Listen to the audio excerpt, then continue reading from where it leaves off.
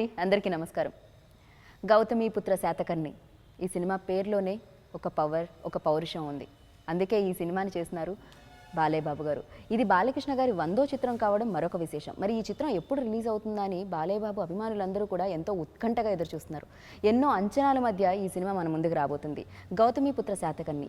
గౌతమిపుత్ర శాతకర్ణుని జీవిత చరిత్ర ఆధారంగా తీయబడ్డ సినిమా. మరి ఈ చిత్రాన్ని దర్శకత్వం వహించారు క్రిష్ గారు. మరి ఈ రోజు ఈ చిత్రం గురించి మాట్లాడడానికి బాలకృష్ణ గారు అలాగే క్రిష్ గారు మనతో ఉన్నారు. ఆలస్యం చేయకుండా వాళ్ళతో మాట్లాడదాం రండి.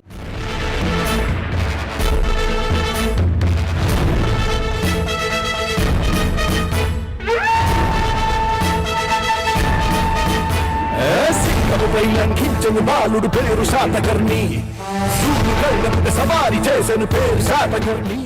నమస్తే అండి. నమస్తే అండి. మేము చాలా హ్యాపీగా ఉన్నాం. ఫస్ట్ ఆఫ్ ఆల్ కంగ్రాచులేషన్స్ అండి. ఎందుకంటే సూపర్ డూపర్ హిట్ అయిపోయింది ఆల్రెడీ. ఎందుకంటే మా ముందుకి సినిమా రాకపోయినా మాకు అర్థమైపోయింది ఇది సూపర్ డూపర్ హిట్ అని. So thank you so much. First of all thank you so much అండి మీకు. ఎందుకంటే మేము బాబు గారిని ఎలా అయితే చూడాలనుకుంటున్నామో అలా చూపించారు. మాకు గౌతమిపుత్ర శాతకర్ణి ఎలా ఉంటారో తెలియదు, కానీ ఉంటే ఇలానే ఉంటారు అని అనిపించింది నాకు.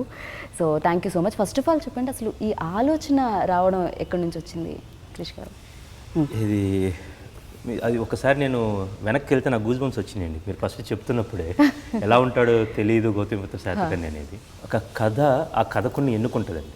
అంటే చాలా అదృష్టవంతుడు. ఈ కథ ఎవరికైనా ఎన్నుకోవచ్చు, నన్ను ఎన్నుకుంది చెప్పడానికి. ఒక కథానాయకుని కోరుకుంటానండి, ఆయన మాత్రమే ప్లే చేయాలని. రాస్తున్నప్పుడు నాకు ఏ రూపం, నేను మొదటిసారి పెన్ని పేపర్ మీద పెట్టినప్పుడు నా మనసులో వచ్చిన రూపం బాలకృష్ణ గారిని. నేను ఆడియో ఫంక్షన్లో చెప్పాను, ఆ రాజస్వం ఎలా ఉండాలి, ఆయన కదులుతుంటే ఒక అగ్గి కాగడ రగులుతున్నట్టు ఉండాలని చెప్పాను. నిజంగా ఏదో ఇప్పుడు ఇంటర్వ్యూ కోసం లేకపోతే బాలయ్యబాబు పక్కన కూర్చున్నాను చెప్పడం కాదండి. ఐ వాస్ రియల్లీ అంత ఆ ప్యాగనిజంలోకి వెళ్ళి రాయటం జరిగిందండి. మామూలు వీరుడు కాదు ఇతను.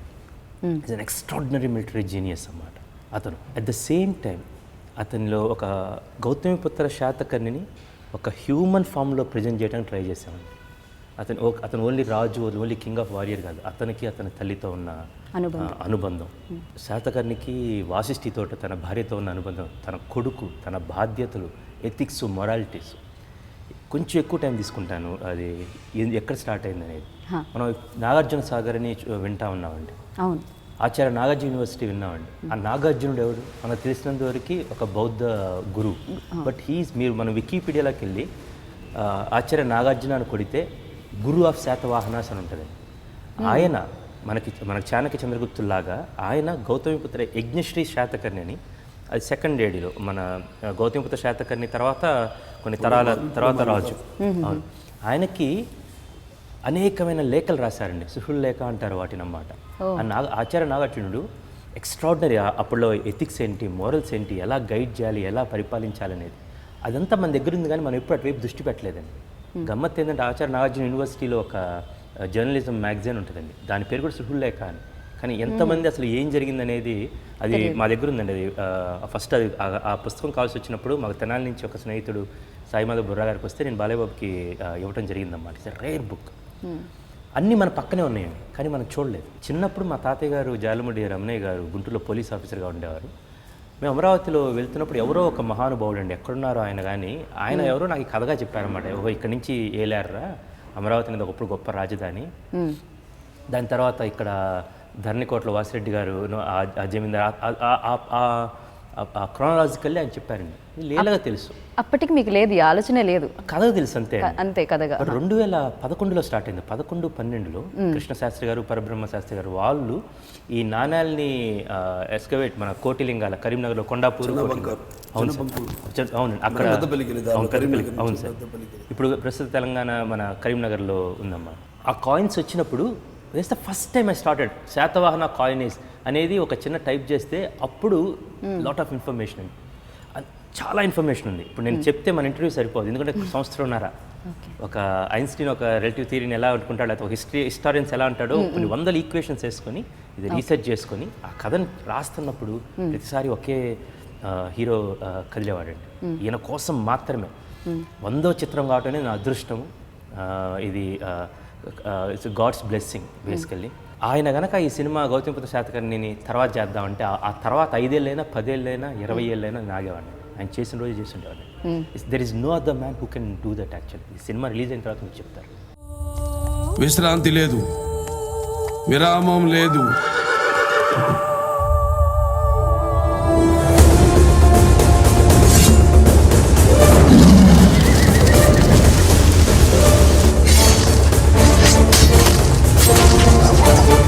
మా కత్తి కంటే నెత్తుటి చార ఇంకా పచ్చిగానే ఉంది.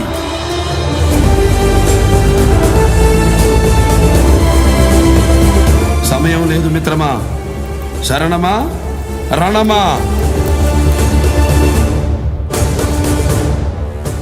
ఈ కథ నాన్నగారు కూడా చేద్దాం అనుకున్నారు అట. ఆ విషయం మీకు ముందు తెలియదని నేను విన్నాను, ఆ తర్వాత తెలిసింది. అసలు ఏమిటండి ఈ కోఇన్సిడెన్స్? అంతా కాకతాళీయంగా యాదృచ్ఛికంగా జరిగింది ఇదంతా. నేను కూడా ఇక 100వ సినిమా ఎటువంటి సినిమా చేయాలి అన్న ఒక క్లిష్ట పరిస్థితుల్లో ఉన్నప్పుడు, సతమతం అవుతున్నప్పుడు, నాలో నేను ఒక కాన్ఫ్లిక్ట్ జరుగుతున్నప్పుడు, అంతర్యుద్ధం జరుగుతున్నప్పుడు ఎన్నో కథలు వినడం జరిగినాయి. కొన్ని నచ్చలేదు, కొన్ని ఏమో నా 100వ చిత్రం స్థాయికి అనిపించలేదు. సరే, ఒక్క కథ నేనే అనుకుని ఏదో చేసుకుంటున్నాను. ఆ రైతు అని అప్పుడు అనుకుని కృష్ణవంశీ గారి డైరెక్షన్ అనుకుని జరుగుతూ ఉండింది. సడన్గా కవర్ పెట్టాను ఆయన నన్ను కలవాలని. అంతకుముందు పరిచయం కూడా ఎప్పుడన్నా ఫంక్షన్స్లో అది కలవడం అంత ఇది కూడా లేదు మాకు, అటాచ్మెంట్ కానీ ఎటువంటి. సరే ఇట్లా చెప్పారు, ఒక ఎవరి ద్వారా అయితే కబురు పంపారో అట్లా ఒక అద్భుతమైన సబ్జెక్టు అనుకుంటున్నాను, వచ్చి డిస్కస్ చేస్తాను. సరే అన్నాను. ఆయన రావడం జరిగింది, కలిశారు, చెప్పారు ఇట్లా గౌతమిపుత్ర శాతకర్ణి అనుకుంటున్నామని. మరి కథగా కంటే కూడా ఆయన ఉన్న ఎంతూజియాజం రాగానే చెప్పడం, ఇంకోటేమో ఒక తెలియని ఒక వీరుని గాథ. చల్లని సముద్రం దాగిన బడబలనంతో ఆ నల్లని ఆకాశంలో కానరాని భాస్కరులు అందరూ అంటారు అన్నారు మహాకవి దాశరథి గారు. సరే, అలాగే ఇది బాగుంది. ఒక ఏమో అంత అంటే ఎట్టాంటి కట్టె కొట్టే తెచ్చే అలాగా అయిపోయింది మొత్తం. అంతే, ఎక్కువసేపు కలవాలి, ఒక 10 నిమిషాలు అనుకుంటా ఫస్ట్ మీటింగ్. అంతే, అంటే సినిమా ఎంత ఫాస్ట్ గా తీసేశారో చెప్పడం కూడా. ఎస్, చేస్తున్నాం సినిమా అన్నాను. అంతే అంతే అయిపోయింది. అలాగే అసలు షూటింగ్ కూడా ఇప్పుడు అయిపోయి సినిమా విడుదల రేపు 12 విడుదల అవుతుందంటే కూడా డ్రీమ్ కమ్ ట్రూ. అప్పుడు అయిపోయింది సినిమా. అనగా మొన్న మేము అంటే మొరొక వెళ్ళినట్టో లేకపోతే జార్జియాలో షూట్ చేసి ఇన్ని లొకేషన్స్లో చేసాం. అలాగే మధ్యప్రదేశ్ మహేశ్వర్లో షూటింగ్ చేసాం. ఆల్మోస్ట్ 4 రోజులు షూటింగ్ చేసాం అక్కడ. రేటు అంతా ఒక కళలాగా అయిపోయింది మొత్తం. సో ఇంత తొందరగా సినిమా, ఇంత పెద్ద చిత్రం ఇంత తొందరగా అవ్వడం. అండ్ ఏదైతే నాకు తెలియదు ముందు ఈ చిత్రం నాన్నగారు చేయాలనుకున్నాను. తర్వాత మా కొమ్మని అంతా బయట పెట్టారు, ప్రదీప్ గారిని ఒక ఆయన, అలాగే ప్రసాద్ గారిని. సో ఇది ఎలా జరిగింది అంటే ముందు అంటే ముందు ఆయన అనుకున్నారని నాకు తెలుసు. ఆయన అనుకున్నారు కాబట్టి చేశాను అనుకోవడం, అది ఒక తండ్రిగా ఆయన అనుకున్నారు, నేను చేస్తున్నాను అని ఆ అది వేరు, ఆ ప్రేరణ వేరు. ఇది అలా కాకుండా అంతా ఈయనొచ్చి చెప్పడం, అడగడం, ఆ సినిమా అనుకుంటున్నాను అనడం, నేను అలాగే అనడం, తర్వాత నాకు తెలియడం నాన్నగారి సినిమా చేద్దాం అనుకున్నారని. బ్లెస్సింగ్ అండి. I started believing more.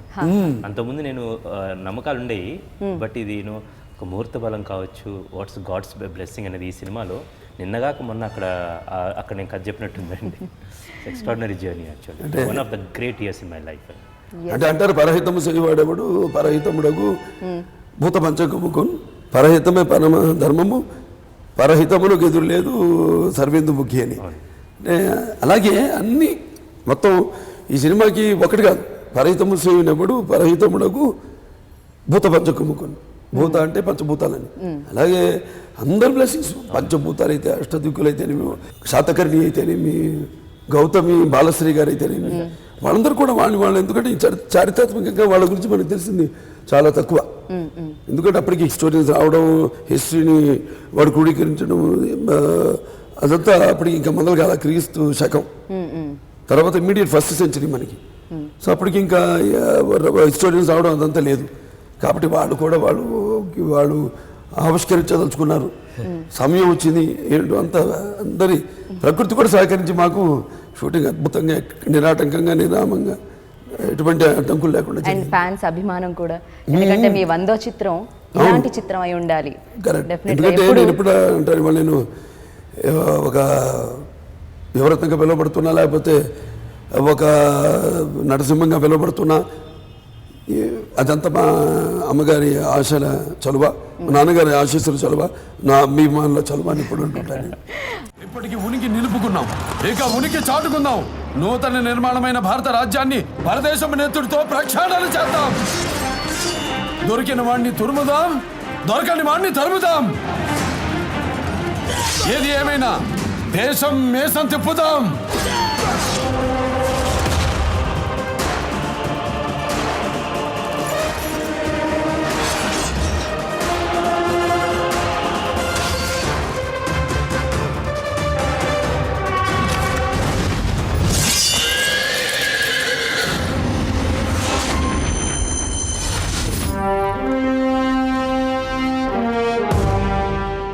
Krish గారు ఈ సబ్జెక్ట్ తీసుకొని, అంటే ఈ పాయింట్ తీసుకొని మీ దగ్గరికి వచ్చినప్పుడు అంత దృఢంగా ఎలా నమ్మారు మీరు?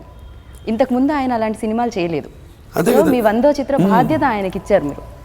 సో అంత నమ్మకం ఎలా కలిగింది, ఎలా కలిగించారు ఆయన ఆ 10 నిమిషాల్లో? చెప్తారండి. ముందుగా మన ప్రొడ్యూసర్స్ మెచ్చుకోవాలి మనం దానికి. అందులో ఆయన నాన్నగారు కూడా ఉన్నారు, one of the producers, Saibaba గారు జాగరు. ఇప్పుడు ఏంటంటే ఆయన చేసిన 5 సినిమాలు ఇంతకుముందు, ఇది కాకుండా 5 సినిమాలు, సినిమాకి సంబంధం లేదు. ఒక సినిమాకి నాకు మొదటి నుంచి కూడా కొంచెం అంటే బాగా నాకు సినిమా తప్ప వేరే ప్రపంచం తెలియదు. సరే తర్వాత ఎమ్మెల్యే అయిన తర్వాత అది వేరు. బట్ మాకు ఎప్పుడు నేను నిద్రపోతున్న కలగా నేను సినిమా గురించే, నేను ఇంట్లో ఉన్నా కూడా ఎప్పుడైనా మంచి సినిమాలు చూడటం.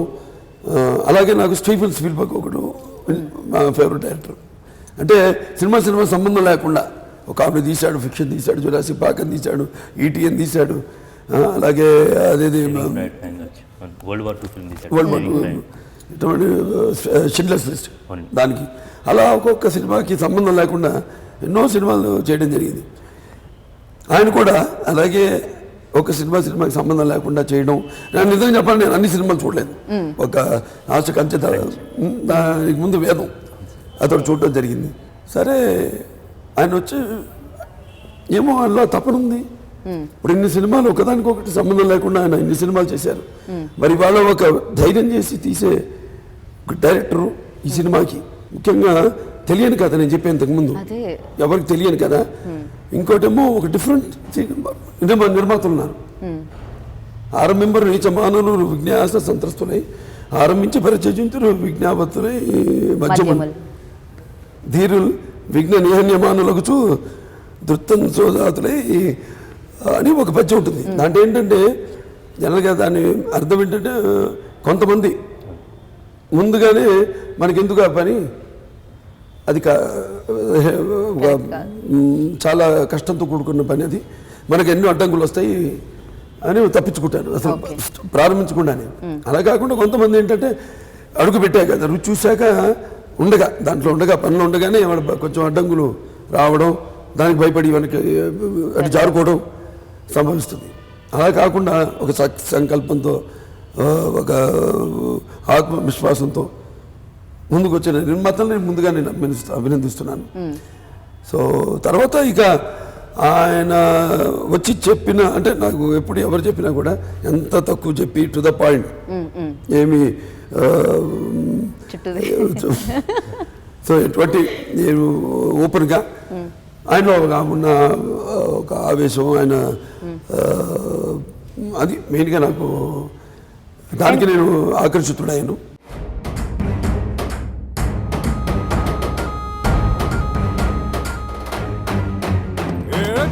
గణగణ గుండెలలో జే గంటలు మోగెను రక్కసి మూకలు ముక్కలు ముక్కలయ్యేలా. గన గన గన గన కన్నులలో చిచ్చులు రేగను చిక్కటి చీకటి నిర్రగరగిలించేలా దాటిన నీ కత్తి సహనమ్మిక సరిపెట్టి ఎవడురా ఎదటకి రారా అని అనగానే అవునవురా నువ్వు ఆ బతుకే మొదలవుతావురా నీకంటే మన నీడే కదరా నడురా వెదురా ముందుకు పదరా వేటంటే మన కాటే కదరా కయ్యానికి సైన్యందాం పదరా నీడంటే మన నీడే కదరా నడురా వెదురా ముందుకు పదరా వేటంటే మన కాటే కదరా కయ్యానికి సైన్యందాం పదరా. గౌతమీపుత్ర శాతకర్ణి గురించి ఎవరికీ తెలియదు, కొంచెమే తెలుసు. ఒక సినిమా 2.5 గంటలు ఉంటుంది. ఆ తెలిసిన దాంతో సినిమా తీయాలంటే కష్టం. మీరు ఇందాక అన్నట్టు 2011లో మొదలుపెట్టిన మీరు తెలుసుకోవాలని ఇన్ని సంవత్సరాలు తెలుసుకున్న తర్వాత ఈ సినిమా మాకు అందించారు డెఫినెట్గా. కానీ ఆయన ఎలా ఉంటారు, ఎలా ఉండేవారు, ఇవన్నిటినీ ఎక్కడి నుంచి గ్యాదర్ చేయడం జరిగింది? లేకపోతే దీంట్లో ఏమైనా ఊహ ఉంటుందా? మొత్తం అంతా చాలా ఊహ ఉంటుందండి, చాలా కొద్దిగా తెలిసింది బేసికల్గా. ప్రతిదీ we have to dramatise for the taste of audience. రెండోది, ఇది ఎలా ఉంటుందంటే ఒక చరిత్రని కథగా చేయాలంటే ఒక లైన్లో మొత్తం మనకు తెలిసిందంతా గౌతమి బాలాశ్రీ తను మదర్ రాజమాత నాసిక్లో శాసనాలు వేయించింది నానాగట్లో. అదొకటే ఆధారం అదొకటే. ఎంత గొప్ప తల్లే చూడండి బేసికల్గా. అతను జన్మనివ్వటమే కాదు, ఇప్పుడు మనం చెప్పుకోవడానికి కారణభూతం కూడా మళ్ళీ ఆమె ఆయన్ని ఇప్పుడు దాకా జీవించుకోవడానికి. She you loss really well అన్నమాట. అందులో ఒక్కటి ఫర్ ఎగ్జాంపుల్ ఎక్కడో మనకి ఒక చిన్న తీగ దొరుకుతుంది, రాజసూయ యాగం అని ఆయన చేశారు అని. ఎప్పుడో ద్వాపరయుగంలో ధర్మరాజు రాజసూయాగం చేశారు. అప్పుడు శ్రీకృష్ణుడికి అగ్రపూజ చేయటం, శిశుపాల వధ జరగటం. సో రాజసూయ అనగానే ఆ కైండ్ ఆఫ్ ఊహల్లోకి వెళ్ళి మనం అప్పుడు జరిగింది కాబట్టి వీళ్ళు ఎలా చేసుంటారు, అక్కడ what drama we can get when you're reading entire Satavahana dynasty's history. Gautamiputra Satakarni దగ్గర నుంచి తల్లి పేరు పెట్టుకోవటం స్టార్ట్ అవుతుంది. సో అంతకుముందు ఉన్నారా లేరా అనేది కథకు అప్రస్తుతం. సో ఫస్ట్ ఈయనే పెట్టుకోవడం జరిగింది. సో ఇక్కడ నుంచి గౌతమిపుత్ర శాతకర్ణి అంటే గౌతమిపుత్ర తన తల్లి పేరు తీసుకోవడమే. ఎవరికి తల్లి పేరు పెట్టుకున్నారంటే అది documentary. How you dramatise that? తల్లి పేరుని తీసుకోవాల్సిన పరిస్థితులు ఏంటి, ఎలా తీసుకున్నారు, ఆయన ఏ పరిస్థితుల్లో తీసుకున్నారు. సో మాకు ఒక చిన్న లైన్ దొరికింది. ఫర్ ఎగ్జాంపుల్ నేను రీసెర్చ్ చేస్తుని చెప్తున్నానండి, మన ఇన్ఫర్మేషన్ ఇక్కడ తక్కువ ఉందండి. బట్ వెన్ యూ రియల్లీ నాకు ఆడియో ఫంక్షన్లో కొంచెం నేను ఎక్సైట్ అయ్యండి చివరిలో. ద సోల్ రీజన్ ఈజ్ నాకు నిజంగా బాధ. ఇక్కడ నేను రీసెర్చ్లోకి వెళ్తే మనం గూగుల్లో ఎవరు లేరని చాలామంది అంటారండి. But you have to go to Google books. Google బుక్స్లో కొడితే మహారాష్ట్ర స్టేట్ గెజెట్లో దాదాపు 100 పేజీల పైగా స్టేట్ గెజెట్ గురించి ఉందండి. ఎందుకంటే ఇప్పుడు మనకి ఏంటంటే మనకి చరిత్ర గురించి తెలుసుకోవాలంటే కూడా మెడ్రాస్ మీరు ఓరియంటల్ లైబ్రరీ ఉంది. అక్కడ లార్డ్ మెకెన్జీ అతనే మన వాళ్ళకంటే కూడా ఎక్కువ ఆయన సేకరించిన ఇన్ఫర్మేషన్, ఈ శాసనాలు ఏంటి అయ్యేంటి ఏంటి ఆయన చాలా రీసెర్చ్ చేసి ఆయన అప్పుడు జరిగిన ఇన్సిడెంట్స్ అన్ని ఒక్కొక్క డిఫరెంట్ డైనాసిటీస్ డిఫరెంట్ కింగ్స్ ఆయన కూడా అక్కడ ఉన్నాయి. మన దగ్గరికి కూడా అక్కడ ఉన్నాయి. అంటే వాళ్ళంటే మైక్రో ఫిల్మ్స్ చేసి వాళ్ళు అక్కడ ప్రిజర్వ్ చేశారు. వాహన సఖముగా ఘన కీర్తి పొందిన సుప్రభాత సుజాత వహిని గౌతమి సుత శాతకర్ణి బహుపరా కక్షల కాళ రాత్రిలోన కాంతిక రాజసూయాత్వరమునే జరిపెరా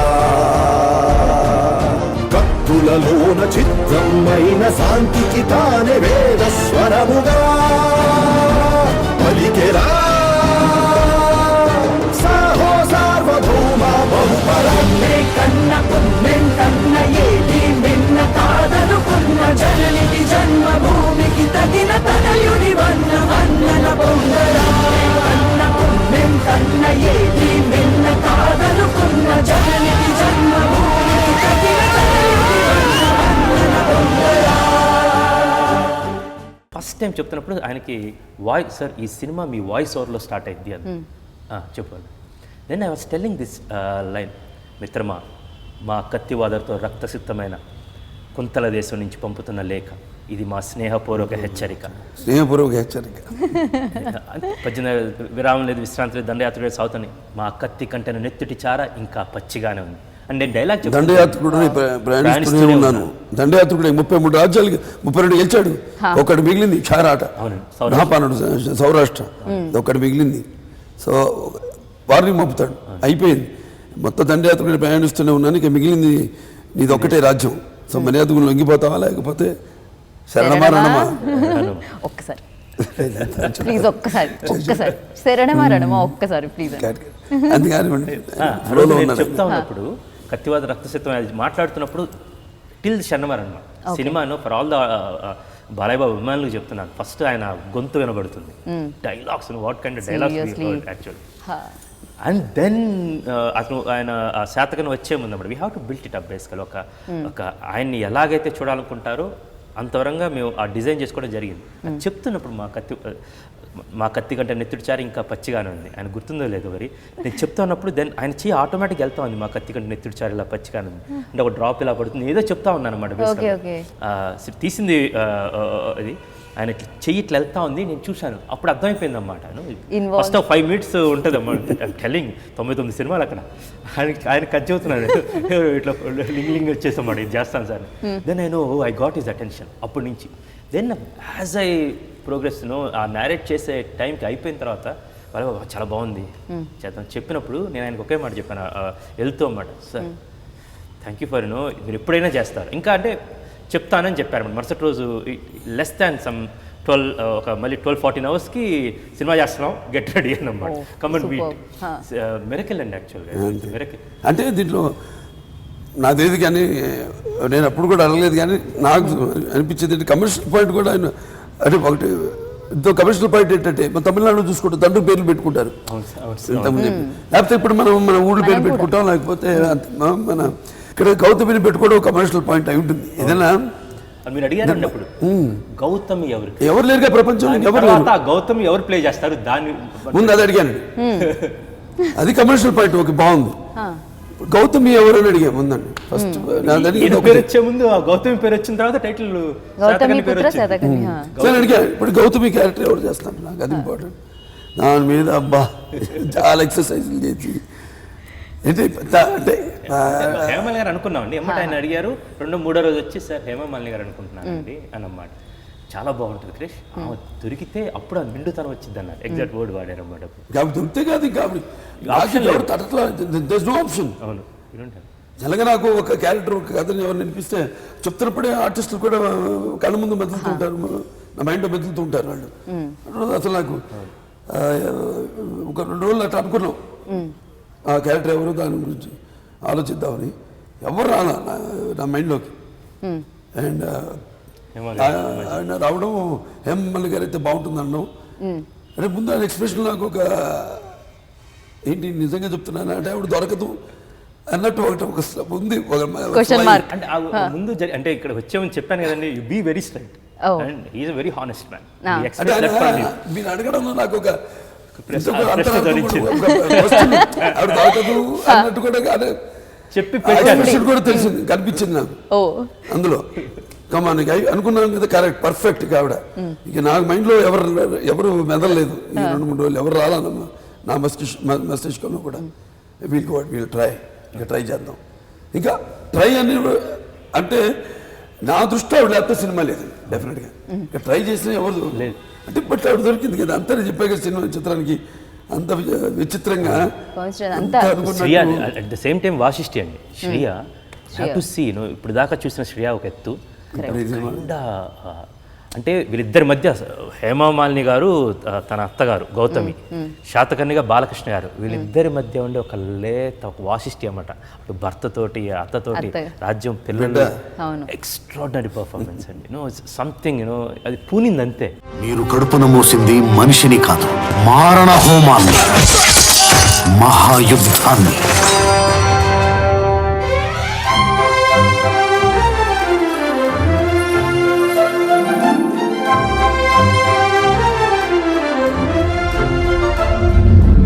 బిడ్డ కడుపున పడ్డప్పుడు యుద్ధానికి వెళ్ళారు, ఇప్పుడు సరాసరి ఇంకో బిడ్డని యుద్ధానికే తీసుకెళ్తున్నారు. మీరు మనిషేనా? ఈ 33 కరవాలాలు కరిగించి మహాఖడ్గాన్ని తయారు చేయించండి. ఆ ఖడ్గాన్ని ధరించి సింహాసనం మీదున్న ఈ సింహాన్ని చూసి అనంత విశ్వం అసూయ చెందాలి.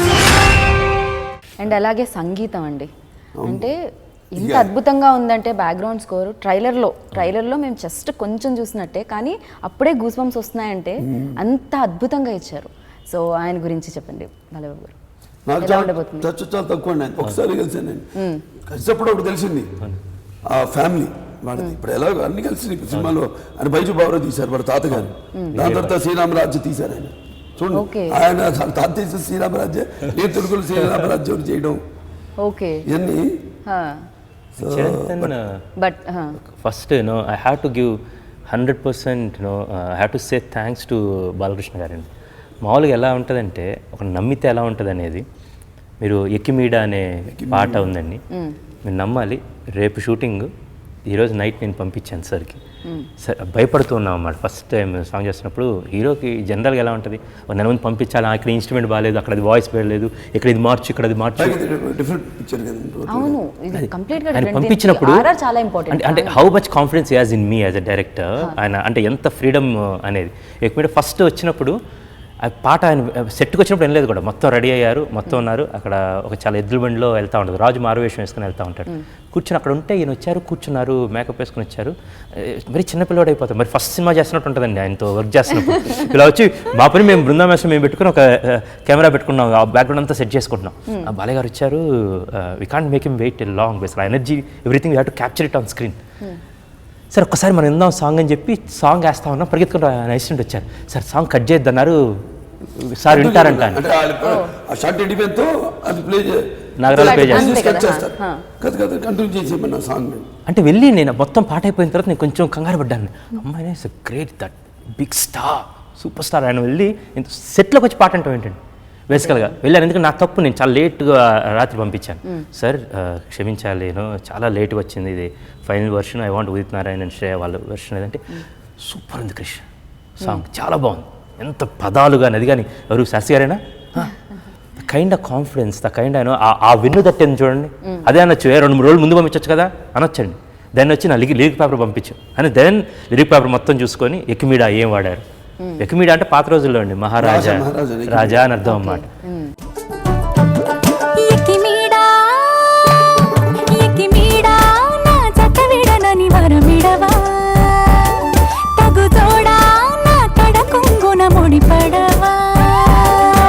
సుకుమారి నీ సొగసు సిరులు నన్ను నిలువెల్లా పెన వేసుకుని, మహారాజు నన్ను మరిపించే నీ మహత్తులో పడి బందీ నయ్యానే, ఇటల్తానే.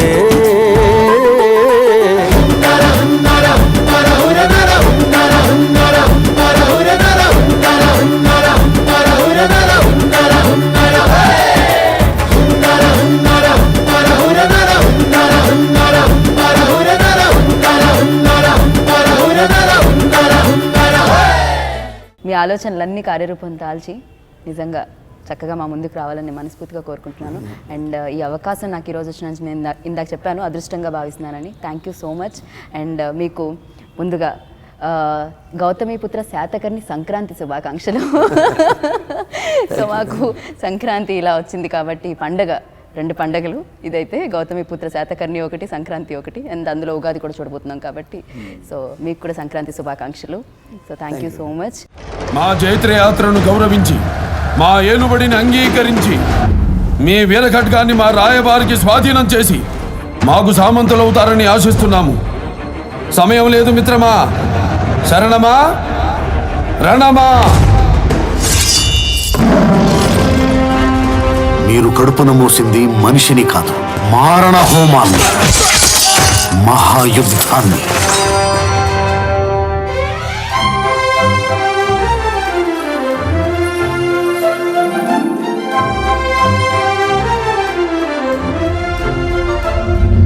ఒక బిడ్డ కడుపున పడ్డప్పుడు యుద్ధానికి వెళ్ళారు, ఇప్పుడు సరాసరి ఇంకో బిడ్డని యుద్ధానికే తీసుకెళ్తున్నారు. మీరు మనిషేనా? ఈ 33 కరవాలాలు కరిగించి మహాఖడ్గాన్ని తయారు చేయించండి. ఆ ఖడ్గాన్ని ధరించి సింహాసనం మీదున్న ఈ సింహాన్ని చూసి అనంత విశ్వం అసూయ చెందాలి.